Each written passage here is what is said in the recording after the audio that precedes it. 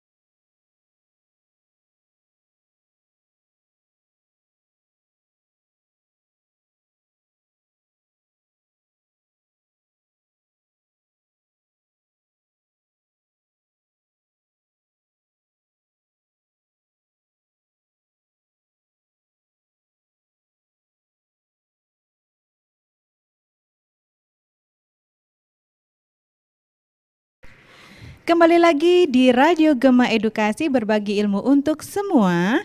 Dan sore hari ini kita sudah bersiap-siap dan Ibu Feby juga sudah siap untuk menjelaskan materi kita tentang pengendalian sosial. Baik Ibu Feby, kita langsung saja mengenai pengendalian sosial. Apa sih Bu yang dimaksud dengan pengendalian sosial itu? Oke, baik ya.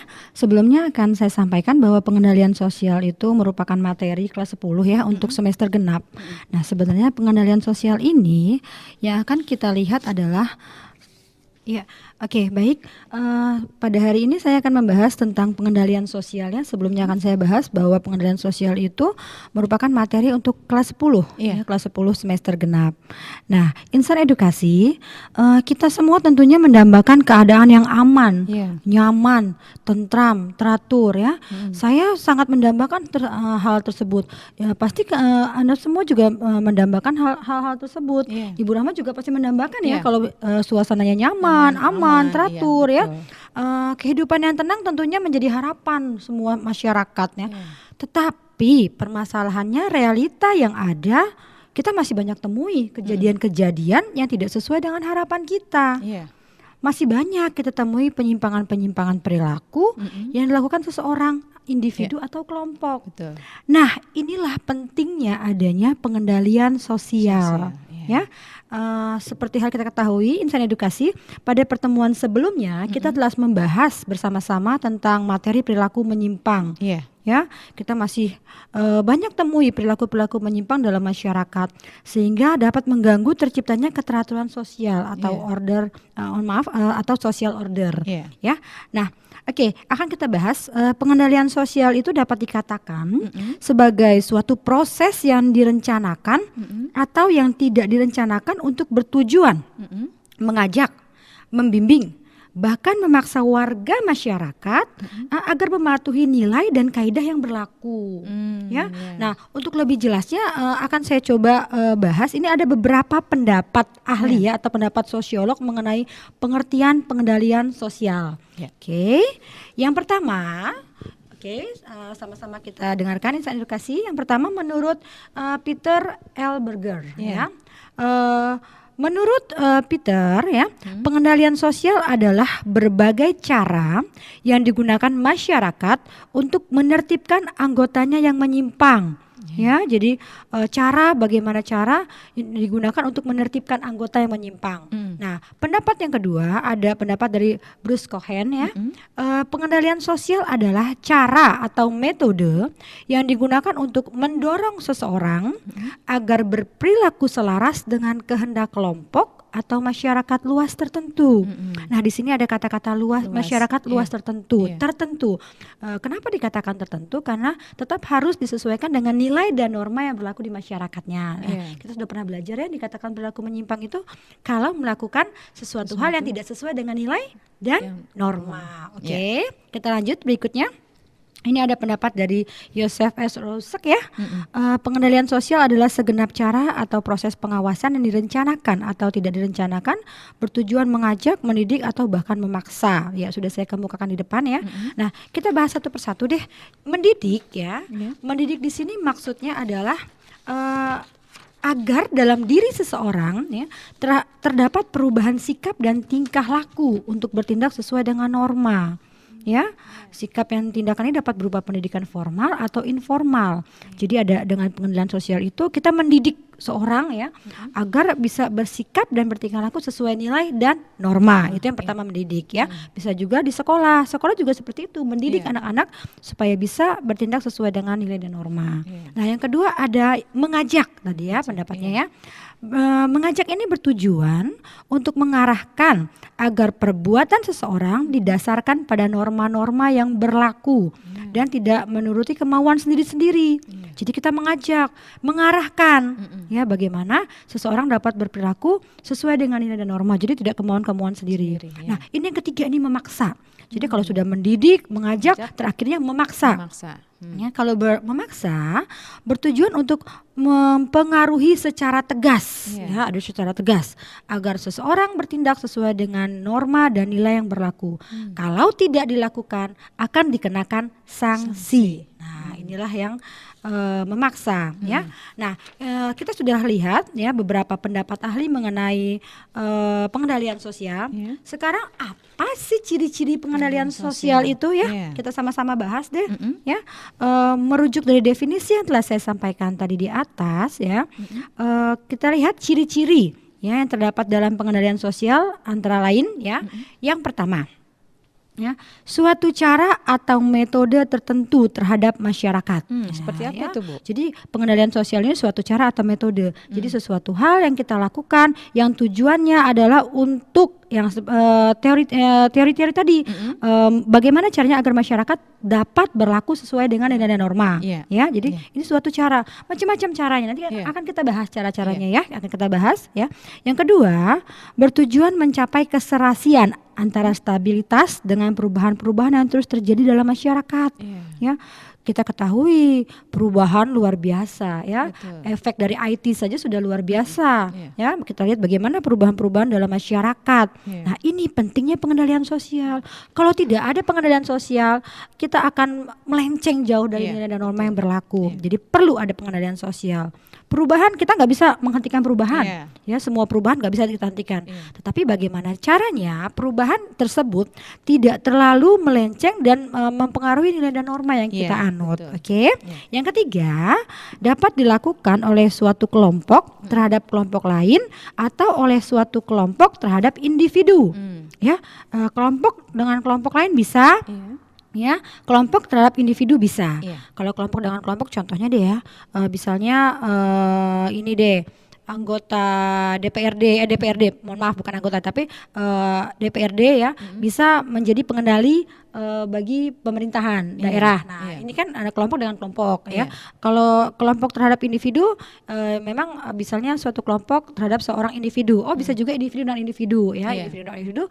Seorang individu dengan individu yang lain. Ya. Nah, yang keempat terakhir ya, dilakukan secara timbal balik meskipun terkadang tidak disadari oleh kedua belah pihak. Ya, kadang-kadang kita nggak sadari sebenarnya kita melakukan pengendalian sosial. Misalnya kita dengan teman deh, kita hanya mengingatkan, hey jangan nggak tepat janji ya, jangan sampai nggak datang ya jam 4. Nah, sebenarnya kan sudah bagian pengendalian sosial. Bagaimana caranya menjadi seseorang yang dapat menepati janji, yang komit. Nah, seperti itu. Itu ciri-ciri dari pengendalian sosial. Oke. Selanjutnya kita akan bahas tujuannya. Apa sebenarnya tujuan pengendalian sosial? Ya, tujuannya itu ada 3.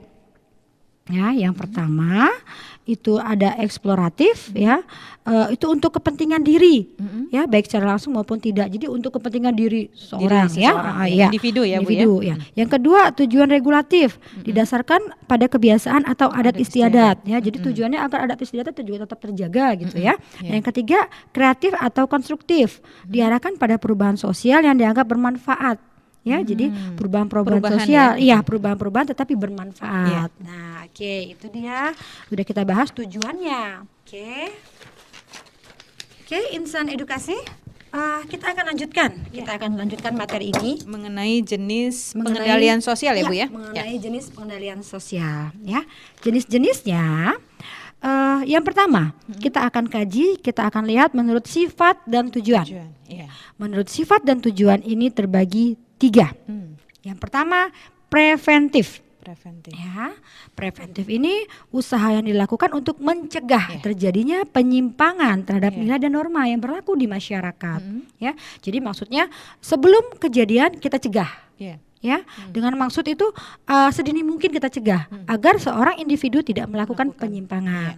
Ya, contoh misalnya seorang guru memberikan pemahaman bahaya akan narkoba. Jadi kita berikan masukan kepada anak-anak, kita berikan istilahnya kita berikan pemahaman deh kepada siswa, apa sih bahayanya narkoba. Jadi jauhilah narkoba. Nah, ini preventif ya, itu yang pertama. Yang kedua represif.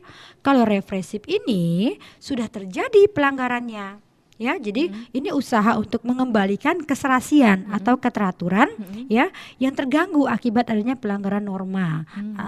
Pelanggaran norma atau perilaku yang menyimpang. Ya, tujuannya apa sih?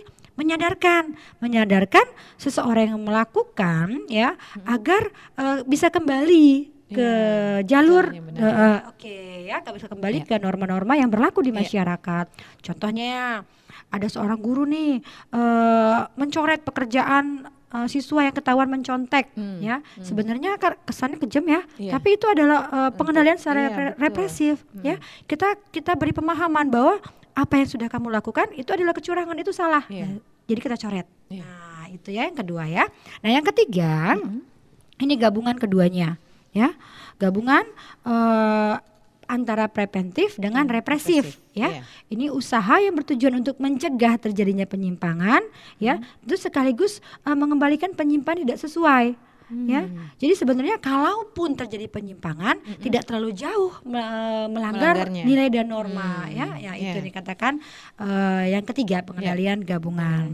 Nah, yang kedua kita lihat menurut resmi atau tidaknya pengendalian sosial.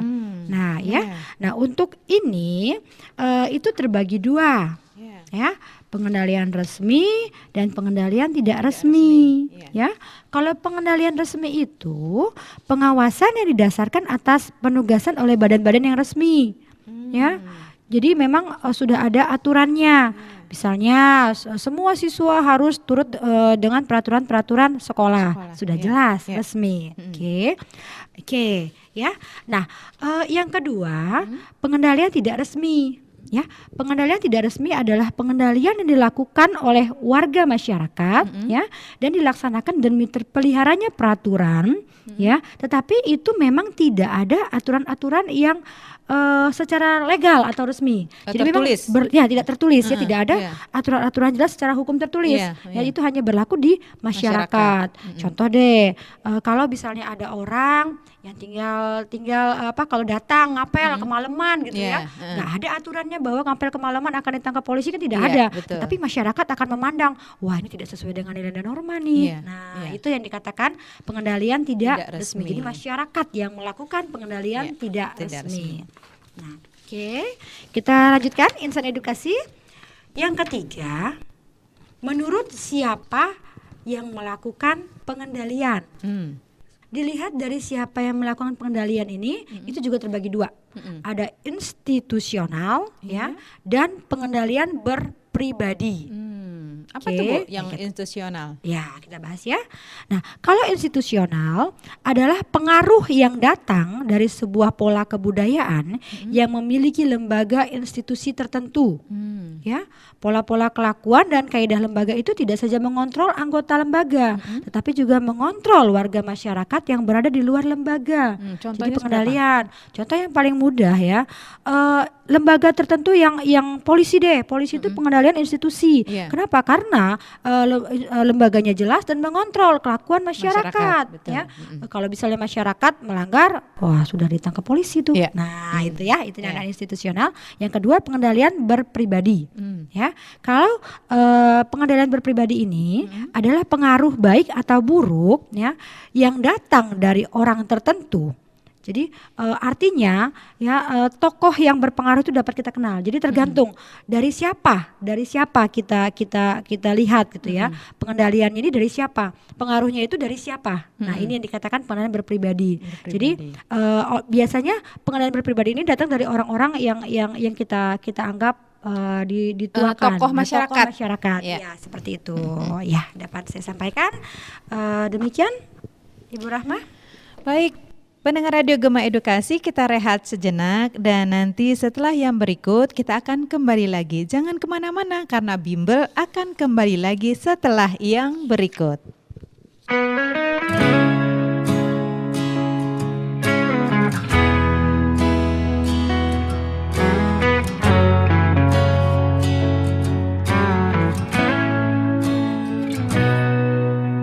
Aku adalah seorang lelaki yang memiliki hati cinta yang sejati. Percuma semua yang telah ku beri. Kau seorang wanita tak menghargai cinta. Wanita, kau diciptakan untuk dimiliki, untuk dicintai sang lelaki. Lelaki, aku lelaki, punya harga diri. Sampai kapanpun aku tetap lelaki.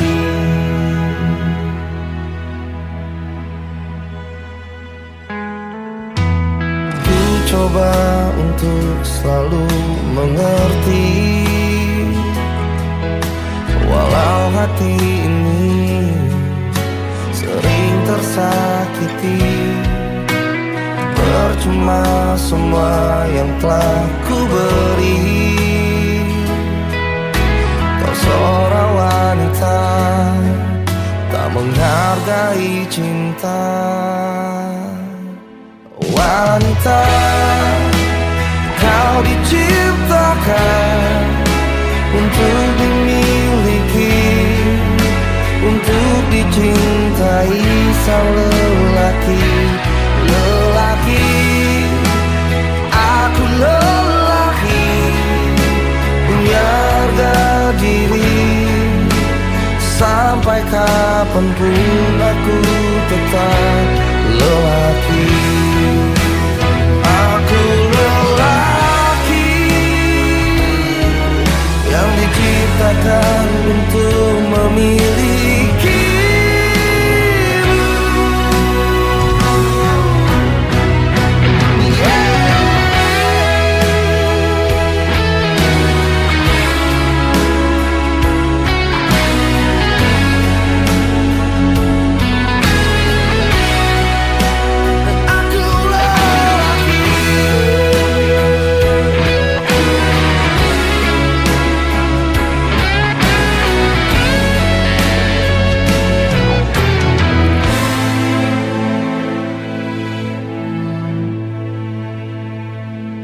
Wanita, kau diciptakan untuk dimiliki, untuk dicintai sang lelaki.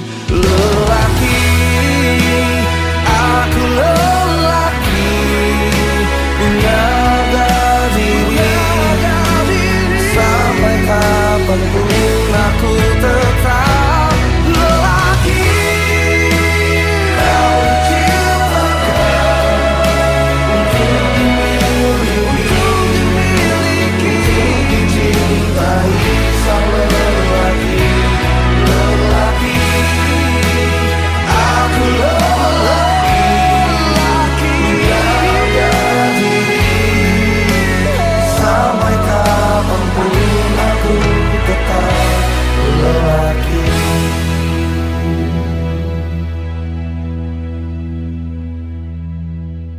Yang diciptakan untuk memiliki dirimu.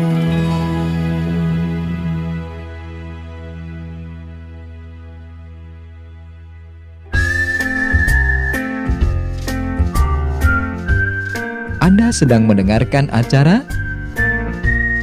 Bimbel, Bimbingan Belajar di Radio Gema Edukasi, berbagi ilmu untuk semua.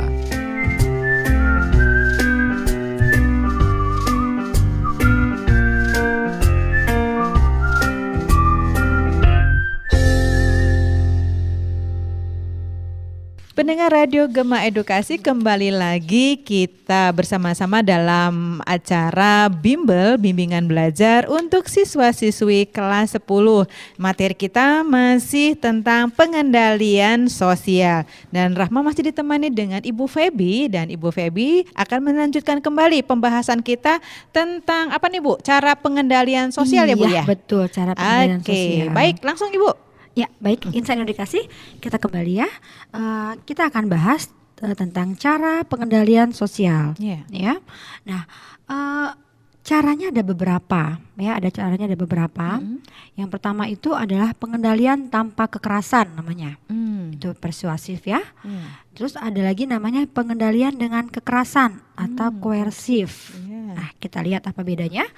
Kalau pengendalian persuasif merupakan pengendalian yang dilakukan dengan cara mengajak atau membimbing anggota masyarakat agar bertindak sesuai dengan aturan-aturan. Ya, ini bisa jadi melalui ceramah-ceramah, penyuluhan-penyuluhan, ya, baik secara simbolik, ya, yang contohnya spanduk. Nah, spanduk itu simbolik, maupun memang yang secara verbal. Ya, secara verbal itu ceramah-ceramah, penyuluhan itu verbal. Simbolik kita sering lihat ya, jauhi narkoba. Nah, itu ya, nah itu juga salah satu sebenarnya pengendalian secara persuasif, ya. Ya. Nah, yang kedua, pengendalian dengan kekerasan. Nah, pengendalian dengan kekerasan ini dikatakan bahwa pengendalian secara koersif, ya, merupakan pengendalian sosial melalui kekerasan, menekankan pada tindakan atau ancaman yang menggunakan kekuatan fisik. Maksudnya gimana ini, Bu? Jadi kalau yang persuasif tadi dengan cara baik-baik, ya, dengan ceramah, dengan iklan masyarakat. Kalau ini dengan kekerasan, kalau tidak dilakukan berarti kita dapat hukuman gitu. Nah, kalau kita melakukan penyimpangan secara nilai norma, kita akan mendapat hukuman. Nah, dengan kekerasan. Jadi ada ancaman secara fisik, ya. Oke. Salah satunya juga termasuk hukuman-hukuman kriminalitas juga secara fisik, ya, masuk penjara. Nah, itu juga fisik tuh. Ya, itu koersif tuh. Nah, yang kedua, cara pengendalian ini adalah pengendalian formal dan pengendalian informal. Apa tuh bedanya, Bu? Nah, kalau formal tadi sudah saya bahas sedikit sih ya di depan ya.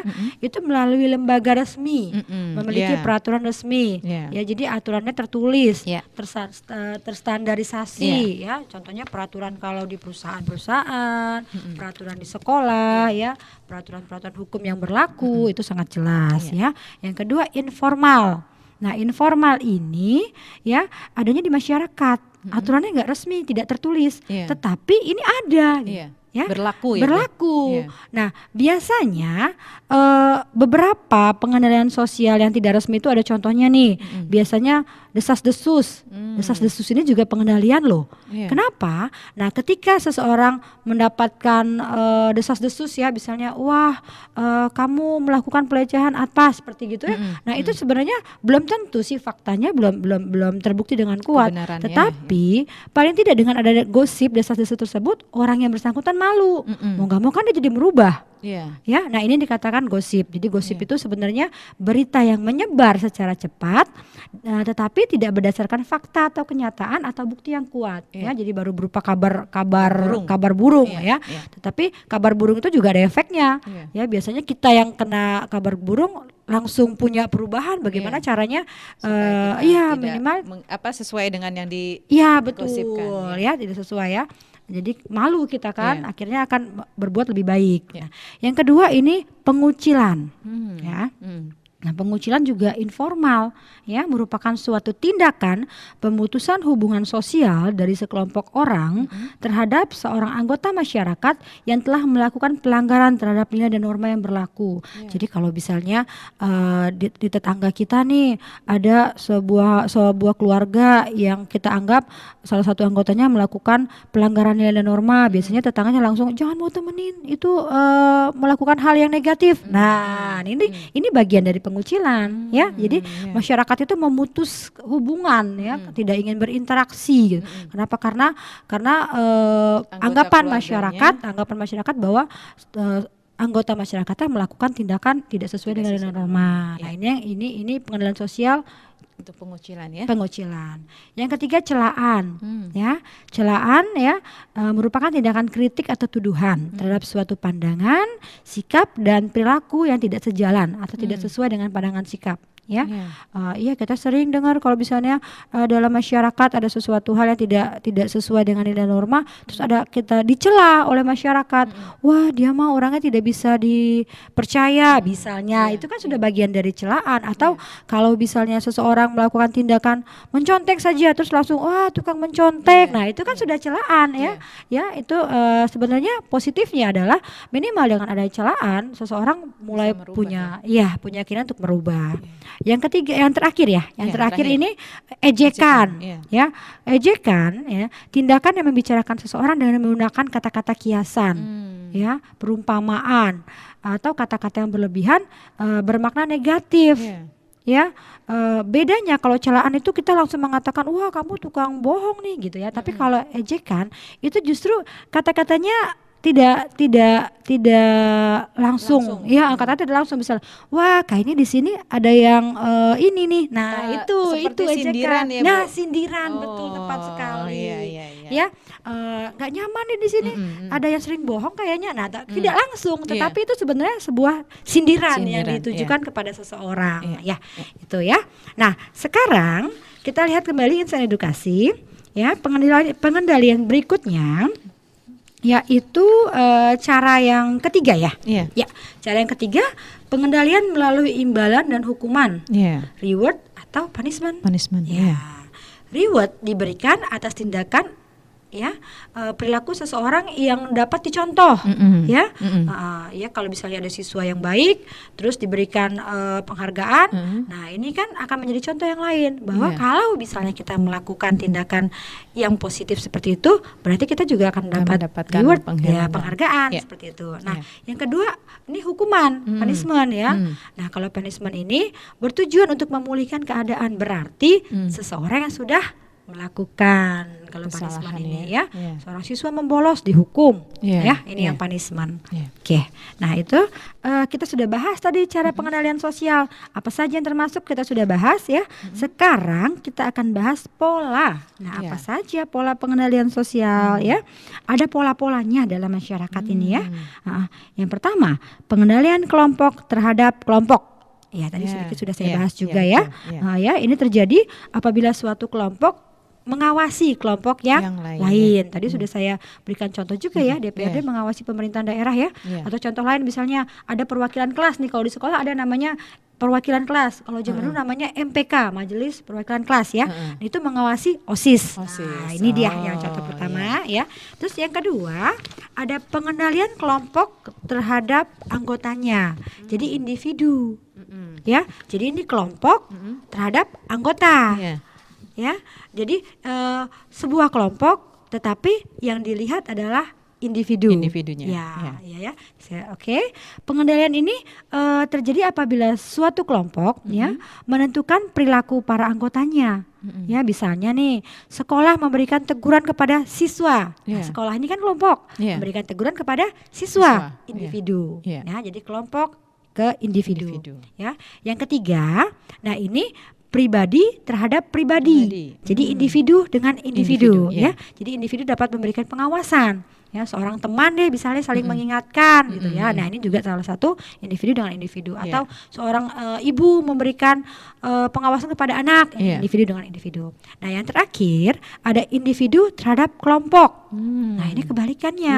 Ya, pengendalian ini seorang individu yang memberikan pengendalian tetapi terhadap sebuah kelompok. Ya. Contoh deh ya, seorang guru mengawasi kelas. Nah, ini kan gurunya individu, yang diawasinya adalah satu kelas. Kelompok, kelas ya. Ketika ujian diawasi oleh guru. Nah, inilah salah satu contoh dari individu terhadap kelompok. Ya. Kita lanjut? Ya, kita lanjut ya. Sekarang kita akan lanjut agen pengendalian sosial. Ternyata ada agennya juga Bu ya, pengendalian sosial ini.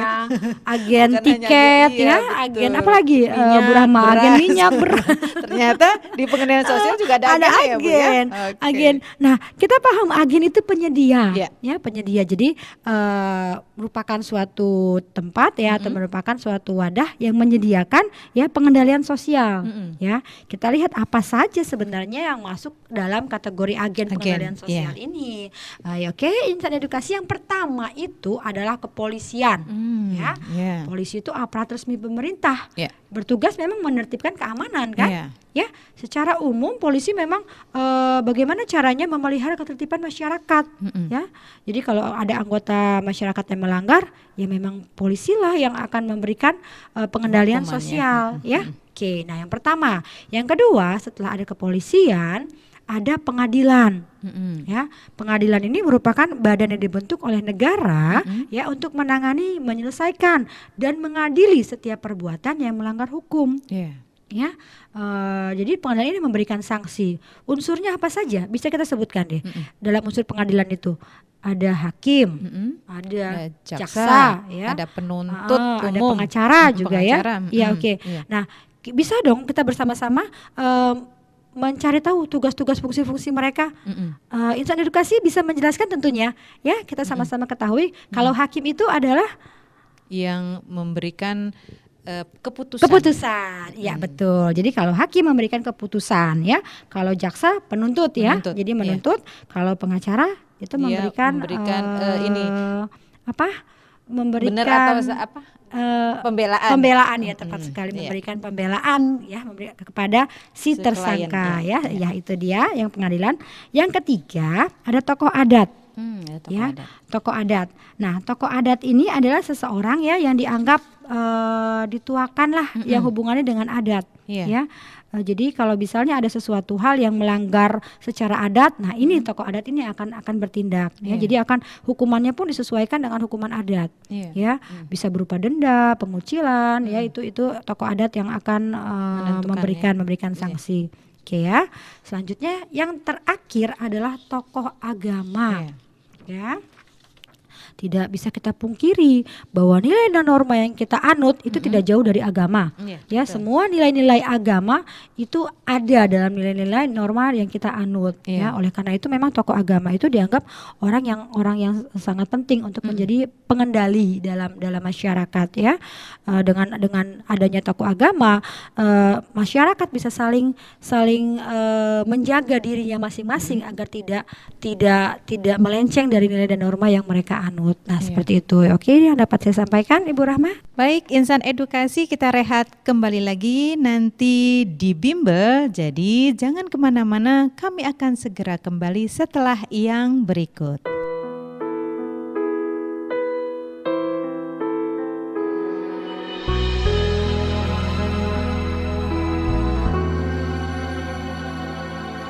Ku rasa ada cinta yang melekat di hatiku selama ini. Ku yakin rasa ini kan abadi. Ku pastikan melekatkan kita, pecah syaraf sadarku. Bawalah aku menembus bintang di langit ketujuh. Bawalah diriku, aku mampu membahagiakanmu. Cuma kamu tempatku merindu. Hanya kamu ruangku untuk bersungguh-sungguh, dan aku haus akan semua tentangmu. Kulihat ada mata penuh cinta menatapku selama ini, pecah syaraf sadarku. Bawalah aku menembus bintang di langit ketujuh. Bawalah diriku, aku mampu membahagiakanmu. Cuma kamu tempatku merindu. Hanya kamu ruangku untuk bersungguh-sungguh, dan aku haus akan semua tentangmu.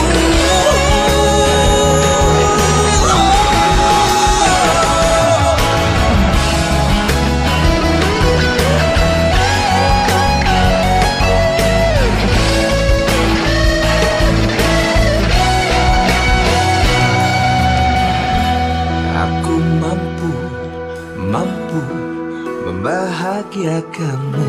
Cuma kamu aku mampu membahagiakanmu. Cuma kamu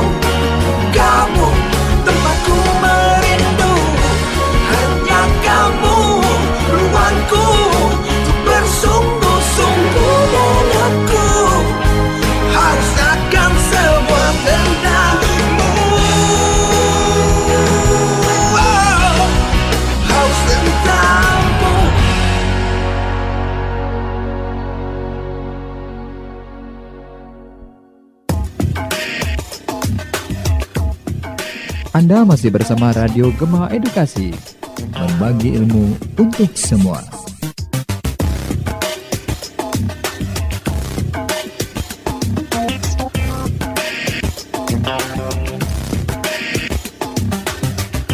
Terima kasih atas kebersamaannya pendengar Radio Gema Edukasi. Kalian masih setia untuk mendengarkan acara bimbel ini yang tentunya sangat bermanfaat untuk membantu pembelajaran kalian di sekolah. Namun tak terasa hampir 1 jam kebersamaan kita dan saatnya Ibu Febi untuk memberikan kesimpulan untuk materi kita hari ini. Iya, baik.